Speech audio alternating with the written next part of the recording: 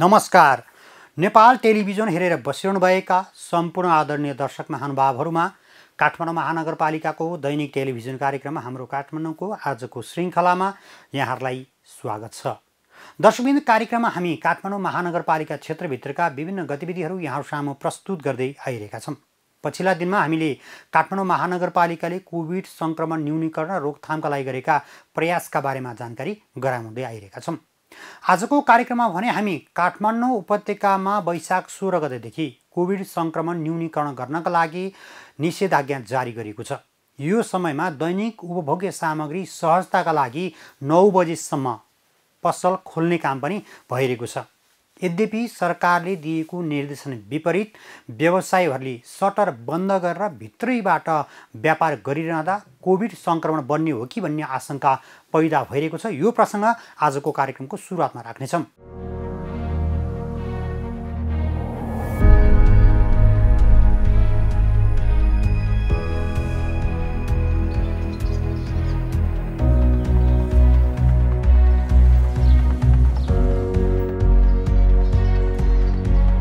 यी दृश्यहरू निषेधाज्ञाको समयमा काठमाडौँका विभिन्न स्थानहरूमा देखिएका हुन्। अहिले काठमाडौँका अधिकांश पसलका सटरहरूमा सामान चाहिएमा सम्पर्क गर्नुहोला भन्दै फोन नम्बर सहितको सूचनाहरू टाँसेको देख्न सकिन्छ।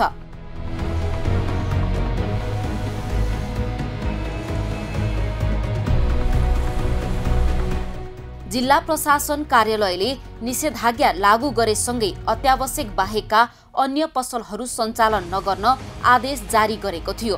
तर अधिकांश स्थानहरूमा दिउँसोको समयमा विभिन्न वस्तुहरू बन्द सटरबाट स्वास्थ्य मापदण्ड समेत नअपनाई बिक्री वितरण गर्ने गरेको पाइएको छ। कतिपय स्थानहरूमा त आधा सटर खुल्ला गरी व्यापार गरिरहेको दृश्यहरू समेत देख्न सकिन्छ।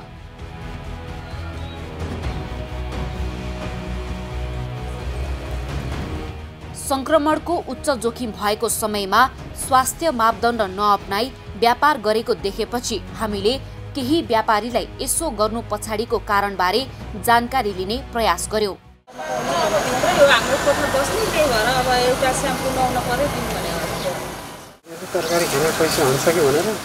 हाल उपत्यकामा दैनिक 2 देखि 3 हजार जना कोरोनाबाट संक्रमित हुने गरेका छन्। कोरोनाको नयाँ भेरिएन्टले उपत्यकामा निकै त्रासको अवस्था सृजना गरेको छ। संक्रमण न्यूनीकरणको लागि निषेधाज्ञा जारी भएको करिब 3 हप्ता बितिसकेको छ। पछिल्लो केही दिन यता उपत्यकामा कोरोना संक्रमितको संख्यामा केही कमी आए पनि नागरिक स्तरबाट भएको यस किसिमको लापरवाहीका कारण भने संक्रमण अझ तीव्र रूपमा बढ्न सक्ने आशंका गरिएको छ। यसअघि जारी भएको निषेधाज्ञामा कारबाहीका प्रावधानहरू नभएका कारण पनि यस्ता किसिमका क्रियाकलाप बढेको विज्ञहरूको ठहर छ। उपत्यकाका 3 वटै जिल्ला प्रशासन कार्यालयले जेठ 11 गते जारी गरेको निर्णय अनुसार 14 गतेदेखि 20 गतेसम्मका लागि थपिएको निषेधाज्ञामा तरकारी, फलफुल, दूध, मासु र ग्यास लगायतका वस्तु बिक्री वितरण गर्ने पसलहरू बिहान 9 बजेसम्म मात्र खोल्न पाइने र किराना पसल वा डिपार्टमेन्टल स्टोर भने बन्द गरिने भनिएको छ। साथै हालै जारी भएको कोभिड-19 अध्यादेश अनुसार निषेधाज्ञाको उल्लङ्घन गर्नेलाई कारबाही गर्ने पनि निर्णय गरिएको छ। कार्यालयले जारी गरेको निर्देशनले नागरिक स्तरबाट पालना हुनुपर्ने नियमहरू अब उपरान्त प्रभावकारी रूपमा कार्यान्वयन हुने अपेक्षा गर्न सकिन्छ।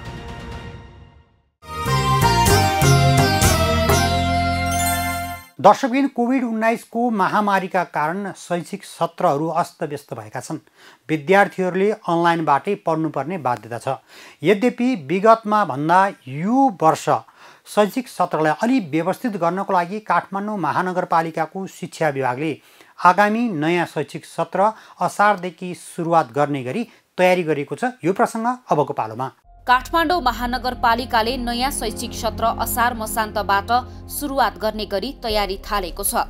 जेठ मसान्तभित्र प्रारम्भिक बाल शिक्षादेखि कक्षा 7 र 9 सम्मका विद्यार्थीहरूको वार्षिक मूल्याङ्कन विद्यालयले वैकल्पिक माध्यमबाट गर्ने र जेठ 30 गतेभित्र नतिजा प्रकाशन गर्ने गरी नयाँ शैक्षिक सत्र सुरु गर्ने तयारी थालेको हो।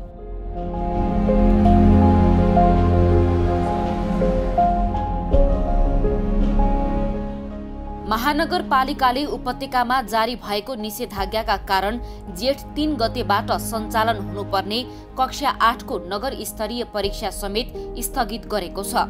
कक्षा 8 का विद्यार्थीहरूको वार्षिक मूल्याङ्कन विद्यालयले प्रथम र दोस्रो त्रैमासिक परीक्षाबाट 40%, विद्यार्थीहरूको व्यवहारिक तथा प्रयोगात्मक परीक्षाबाट 40% र 20% वैकल्पिक माध्यमबाट परीक्षा सम्पन्न गरी विद्यार्थीको मूल्याङ्कन गरिने भएको छ। निषेधाज्ञाका कारण विद्यार्थीको भौतिक उपस्थितिमा परीक्षा सञ्चालन गर्न नसकिने भएकाले वैकल्पिक माध्यमबाटै विद्यार्थीको मूल्याङ्कन गरिने काठमाडौँ महानगरपालिका शिक्षा विभागका शिक्षा अधिकारी रामप्रसाद सुवेदीले जानकारी गराउनु भएको छ। सकेसम्म विद्यार्थीहरूलाई कम टर्चर हुने गरी, उहाँहरूलाई टेन्सन कम हुने गरी, किनकि एउटा त कोभिडको महामारीले उहाँहरूलाई अप्ठ्यारो पारिरहेको छ, त्यहीमाथि हामीहरूले फेरि परीक्षाको अरू बोझ बोकाइदियौँ भनेदेखि मानसिक असर, अरू धेरै असरहरू पर्न सक्छ। त्यसलाई नहोस् भन्नको लागि सकेसम्म सरल किसिमले विधि पुऱ्याएर प्रक्रियाको हिसाबले हामीहरूले उहाँहरूलाई पास आउट गर्ने अथवा अगाडि लिएर जाने ढङ्गले हामीहरूले निर्णय गरेका छौँ।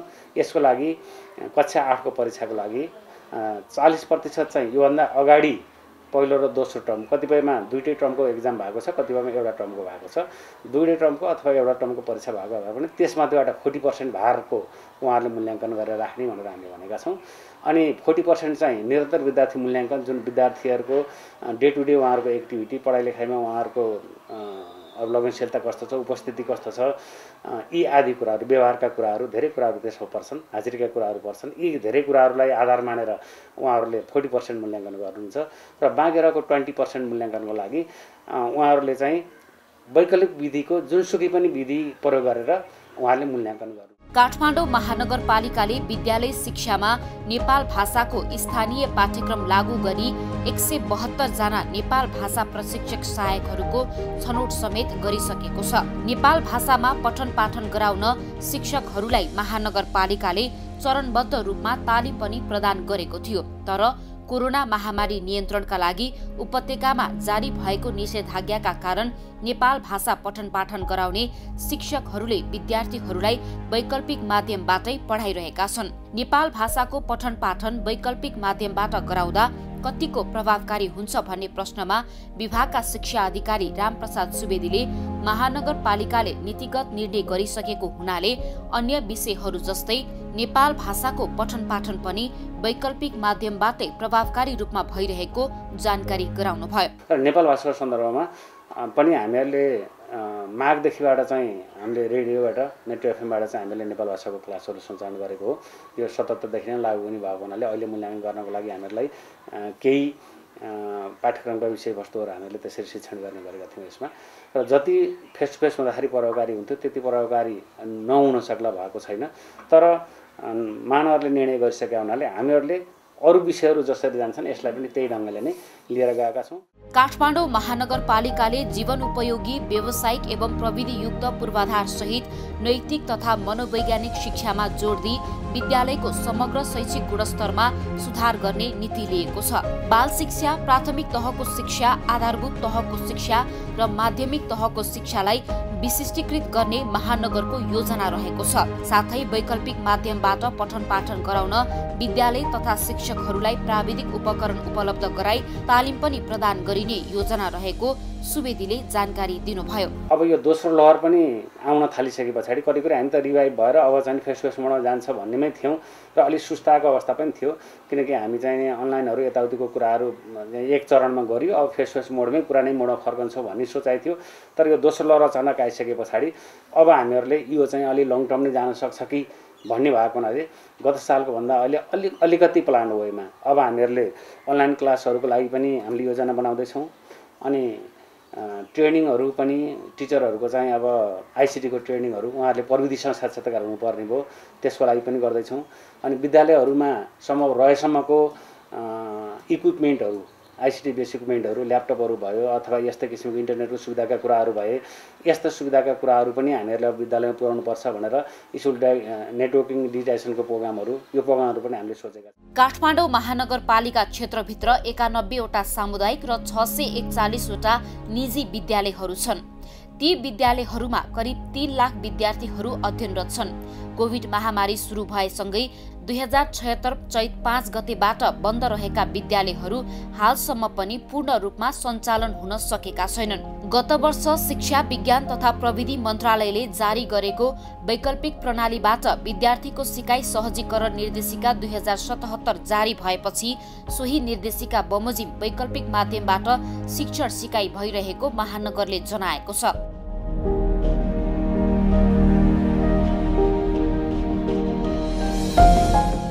विक्रम सम्वत 2076 साल चैत 5 गते कोभिड-19 संक्रमण रोकथाम तथा नियन्त्रण उच्च स्तरीय समन्वय समितिको निर्णय अनुसार देशभरका सबै प्रकारका शिक्षण संस्था तथा तालिम केन्द्रहरू बन्द गरिएको थियो। संक्रमणका कारण अवरुद्ध भएको शिक्षण सिकाइ प्रणालीलाई सुचारू गर्न शिक्षा विज्ञान तथा प्रविधि मन्त्रालयले 2076 साल जेठ 18 गते वैकल्पिक प्रणालीबाट विद्यार्थीको सिकाइ सहजीकरण निर्देशिका 2077 जारी गरेको थियो। कोभिडका कारण 2077 सालमा 9 महिनासम्म विद्यालयहरू बन्द रहेका थिए। कोरोना महामारी केही नियन्त्रणमा आए जस्तो भएपछि विद्यालयहरू 3 महिनाका लागि सञ्चालनमा आएका थिए।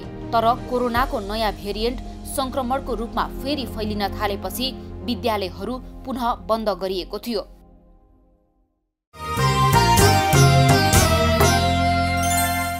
कोभिड-19 संक्रमणका समयमा अग्रपंक्तिमा खटिएका सञ्चारकर्मीहरूलाई स्वास्थ्य सामग्री हस्तान्तरण गरिएको छ।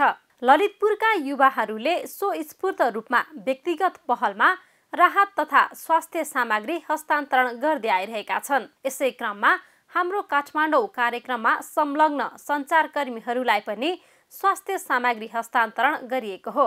मनिष बहादुर शाहीको नेतृत्वको युवा समूहले बिहिबार कार्यक्रम उत्पादनको कार्यालय सिफलमा आई स्वास्थ्य सामग्री हस्तान्तरण गरे। गत सालको कोभिड-19 संक्रमणका समयमा पनि यसै गरी राहत तथा स्वास्थ्य सामग्री प्रदान गरिएको र यस वर्ष पनि आवश्यकताका आधारमा प्रदान गरिँदै आएको समूहका संयोजक शाहीले बताउनुभयो। समूहले कुनै सङ्गठन मार्फत नभई व्यक्तिगत रूपमा यस्ता सामग्री र राहत प्रदान गर्दै आएको उहाँको भनाइ छ। जुन हाम्रो दाजुभाइको सर्कल छ पाटनमा र अरू विदेशी दाजुभाइ पनि छ, उहाँको तर्फबाट मैले उहाँलाई प्रस्ताव गरेँ यसो नेपाल इस्युज भइरहेको छ, इच्छुक जसलाई छ यस फुलेर सबैले हाम्रो यो हुन्छ उहाँले गरिदिन्छु भने हामी सबै मिलेर गरेको यो भाइहरू छ दाजुभाइ छ विदेशबाट त्यसलाई लकडाउनमा पनि हामीले यो तुरी खेलमा खाना खुवाउने त्यो पनि गरेको छ हामी पहिला पनि। सञ्चारकर्मीलाई उपलब्ध गराइएको स्वास्थ्य सामग्रीमा सेनिटाइजर, मास्क, पन्जा लगायतका छन्। यो समूहले विपन्न वर्गलाई राहत वितरण गर्नुका साथै पशुपन्छीलाई समेत आहार दिँदै आएको छ।